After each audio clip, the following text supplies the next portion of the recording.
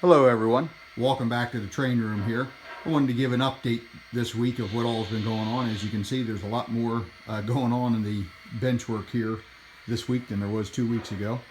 And I was going to clean everything up, but I thought, nah, leave it out and I can show a couple of little things that I use for working on a layout. So as you can see, the track plan did work for the most part. We got the passing signing in here on this end. All this open space here on the end. I think I'm going to put a train station down here and some other stuff. And we got our gateman back there. We'll have something on each corner. But for now, just trying to get the track laid. And then we come in here and we see some of the accessories we got out. Got the 1942 magnetic crane. The reason why I know this is a 42 is that the base for it is gray rather than silver. There was a 1-year deal in 1942 only, because due to the war, they couldn't use the metal in the silver paint on things like the magnetic crane, the Basco Bridge, the coal elevators, things like that. And then we have a 497 coal loader, and I'm doing a little bit of work on, and you'll see more of that later on as we go along here, and the culvert loader back there. Then I'll have a signing here for the milk car. And that'll be more like a team track. A team track would be a place where you could unload things like milk cans. They would bring in the milk tank cars and run a hose between that and the milk truck, and you could unload them. Or you could have anything, a box car that's unloading wood. Back in the day, they moved wood in box cars rather than flat cars, and you'd have to unload it section by section. So I could do that here. And then I've got the ice house with the Sprecher's Brewery. If you don't know what Sprecher's is, it's a great brewing company out of Wisconsin. And I remember drinking some of their beer when I was out there on the road. And my wife is a big fan of their root beer. So when we saw that Menards was offering one of these buildings, we had to get one. And this is my first Menards building. It's nice. I don't really care too much for the plug-and-play lights. I'd rather be able to hook them up to my transformer. If I was better with electronics, I'm sure I could figure out some way to hook a rectifier up to it and then run it out to my Z for the power from the track, or from the accessory line. But this will give me 2 loops of a short line in here, kind of like a industrial layout. And I have a lot of switchers, so I can run things like that, or Jeeps and whatnot. And I have the outside loop where I can run my bigger engines. So as it were, that's where we're at with this.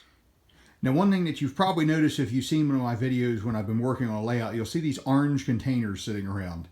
I use these a lot for holding things, or like that one there in the middle, the trash can. These are actually Gatorade containers. My dad and I both drink a lot of Gatorade, and we drink the powdered version, just mix it by the glass.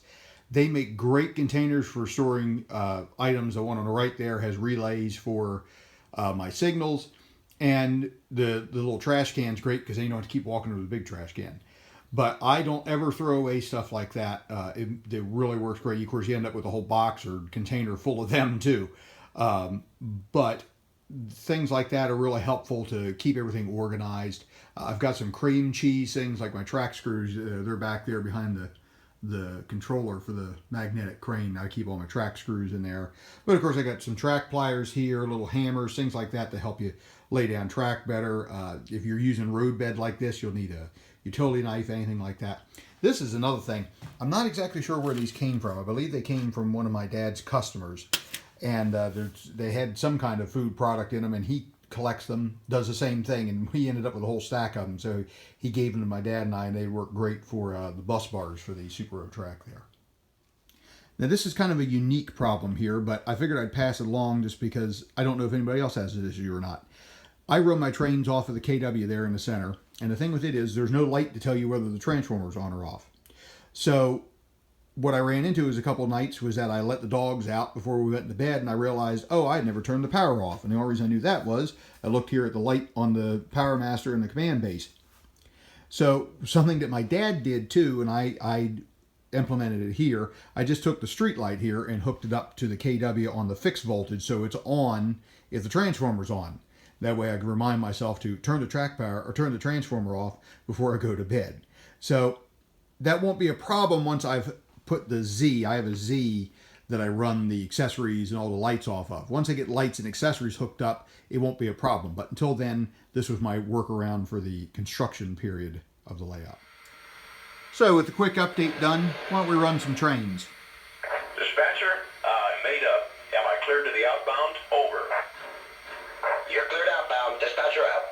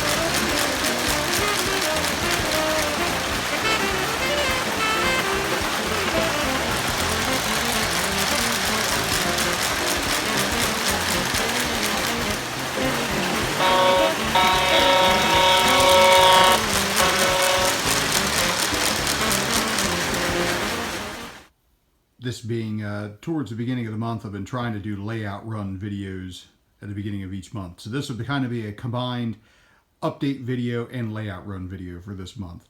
But I just wanted to come in here and mention a couple of things. It's amazing when you start looking through a camera, or in this case a phone, to see how bad your track work is. See a couple spots I got to work out.